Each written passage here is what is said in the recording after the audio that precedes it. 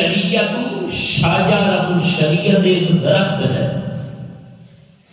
اور اس درخت کے جو پتے ہیں وہ اس کی معرفت ہے، اور جو اس کی ٹہنیاں ہیں وہ طریقت ہے، اور جو اس کا پھل ہے وہ حقیقت ہے۔ اب آپ نے کوئی پھل حاصل کرنا ہو، کوئی بھی پھل، وہ کہاں سے ملے گا؟ بازار سے تو ملتا ہے، لیکن بازار سے پہلے وہ پھل کہاں تھا؟ درخت کے ساتھ لگا تھا۔ اگر درخت نہ ہو تو کیا اس کی شاخیں ہوں گی؟ کیا اس کا پھل ملے گا؟ کیا اس کے پتے لگیں گے؟ درخت سے مراد ہے بیج۔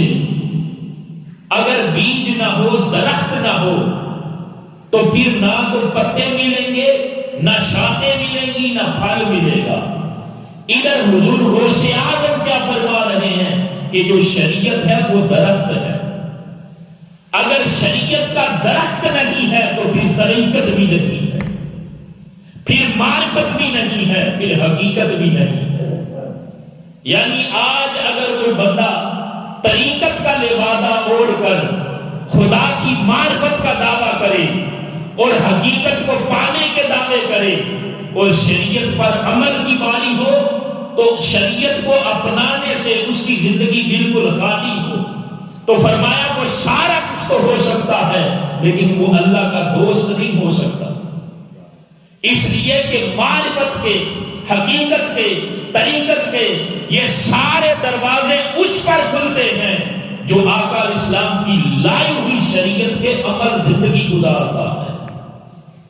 اگر شریعت کی تعلیمات ہی نہیں ہے، اگر شریعت مطہرہ کی پاسداری نہیں ہے، اگر شریعت مطہرہ پر عمل پیرا نہیں ہوتا، احکامات الہیہ کو بجا نہیں لاتا، آقا اسلام کی سنت اور سیرت کی اتباع نہیں کرتا، تو فرمایا وہ جتنے مرضی دعوے کرتا رہے معرفت کے، طریقت کے، حقیقت کے، وہ صرف دعوے تو ہو سکتے ہیں لیکن اس کا حقیقت کے ساتھ کوئی تعلق نہیں ہو سکتا۔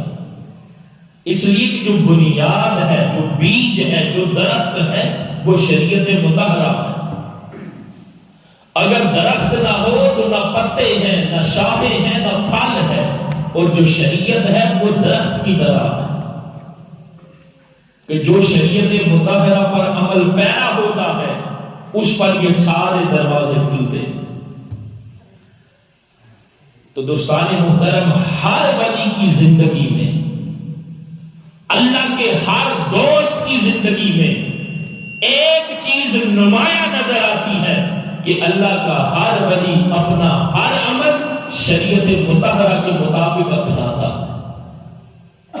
جس طرف شریعت مطہرہ اس کی رہنمائی نہیں کرتی، وہ اللہ کا ولی اس راستے پر چلتا ہی نہیں۔ اللہ کے بندوں کی ولایت کے اندر یہی تو سب سے بڑا راز ہے۔ اور پھر حضور سیدنا شیخ عبد القادر جیلانی رضی اللہ تعالیٰ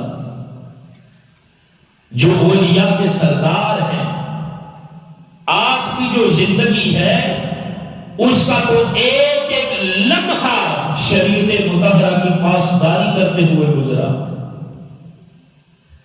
آپ نے اپنی پوری زندگی میں ایک قدم بھی شریعت مطہرہ کی تعلیمات کے خلاف نہیں اٹھایا۔ اولیاء کی تعلیمات تو یہ ہے، اللہ کے بندوں کا طریقہ زندگی تو یہ ہے، اللہ کے بندوں کا تو اپنی زندگی میں حال یہ ہے، ان کے احوال کا عالم یہ ہے کہ وہ اپنی زندگی کا ایک ایک لمحہ آقا اسلام کی لائی ہوئی تعلیمات کے مطابق گزار رہے ہیں۔ تو دوستان محترم، جو اس شریعت مطہرہ کو اپناتا ہے، جو ان تعلیمات کو اپنی زندگی میں اپنی ذات پر نافذ کرتا ہے، اس کے لیے باقی بھی اللہ تعالیٰ سارے دروازے کھول دیتا ہے۔